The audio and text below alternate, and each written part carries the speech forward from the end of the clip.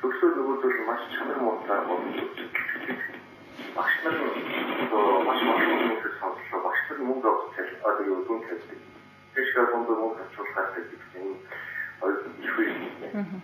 Тэгэхээр зөвхөн ихтэй сургуулиудыг чанарчуулах, үнэн өсгөх чанарчуулаад өсвөлийн олонтой дээл авахлаараа биш. Өсвөл чанартай ийм боловсрол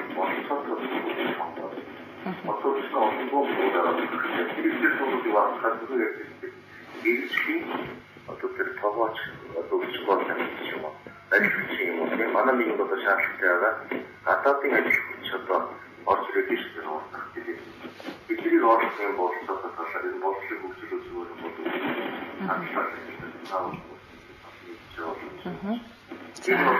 Илийн томоохон хэмжээний шинжилгээ өгөх бол Монгол улс боловсролын салбар ер нь урууцаар гэж хаагаар яшин тапаа. Яг энэ төрөлд орж байгаа маш. Хамгийн наад боловсролын зохицол тав мэдээж байгуулсан.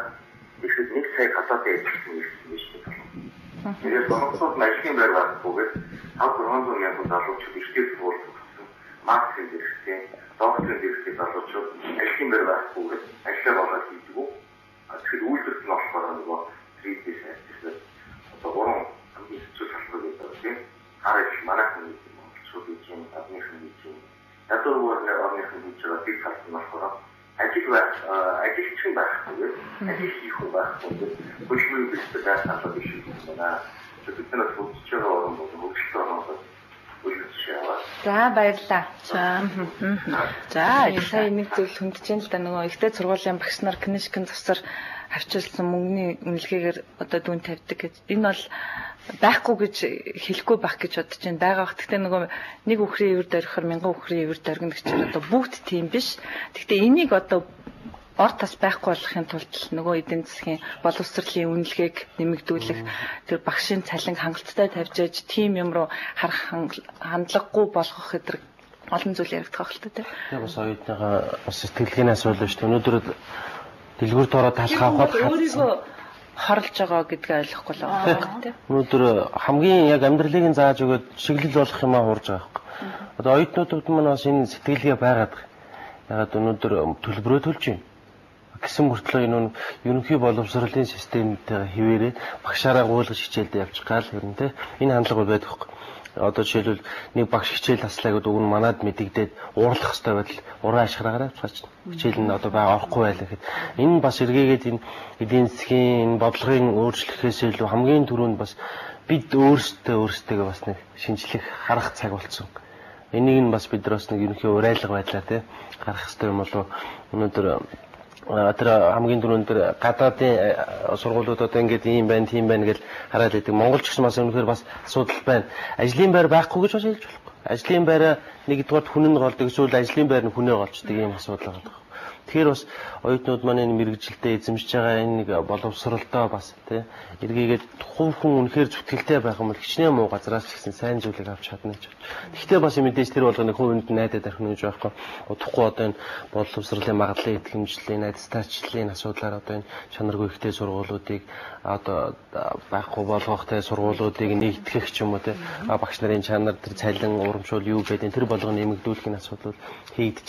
Энэ эдийн засгийн формоос ер нь боловсролын одоо байгууллагын ажилтан гэхээсээ илүү одоо яг боловсрол эзэмшиж байгаа нөхдүүдийг төлөөлж явж байгаа хол нэг л зүйлийг харж байгааг нь өнөөдөр монголчууд бид нэр монгол хүний нэг юм зам байдаг те нэг зүйлийг за багаар ингээд шинжилгээ сайхан явъя гэхээс илүү нэг сайхан том өөрчлөлт хийчээ гэдэг те эндээч монголчууд маань өөрсдөө ер нь тасаад ер нь нэг том юм хийчихвэл бас өөрчлөж болоо гэж те би нэг тийм зүйл тэгэхээр тэрийг бас хүлээж өөрөөсөө л эхлэх хэрэгтэй болчихж байгаа байхгүй тэр книжк барьж байгаа мөнгөтэй книжк барьж байгаа хүн те нөгөө л дипломноос л шалтгаалаад байна шүү ерөөсөө би амьдралынхаа хэрэгцээг хангахын тулд сайхан амьдрахын тулд би явж гин гэдгээ ойлгохгүй нэг диплом авчвал болоо гэдгээр л яваад байгаа учраас тийм учраас сайн хөгжсөн одоо үнэхээр сайн хүн болъё гэвэл өөрөөсөө эхлэе.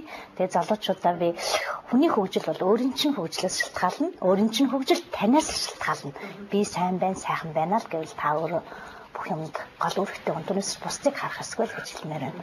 За баярлалаа. Тэгэхээр нэвтрүүлгийн маань урилгыг хүлээн авч амралтын өдрийнхээ цаг цагаар гарган хүрэлцэн ирсэнд баярлалаа. Тэгээ бидний мэдээлэл ярилцлага үзэгчд маань бас хэрэгтэй мэдээлэл хүргэсэн гэдэг итгэж байна. Тэгээд кофе цай нэвтрүүлэг маань зочтой кофе цайдаа сүүгээр дайлж өгддөг үдэн гарахтаа ТV Сан сэтгүүлийн шинэ дугаар бэлгийн дэд одоо цэцэг зочдтой бэлгэлдэг юм аа. Тэгэхээр ажлын амжилт хүсье. ТV Сан сэтгүүлийн цаашин дугаарыг цаг заваархан уншаарай.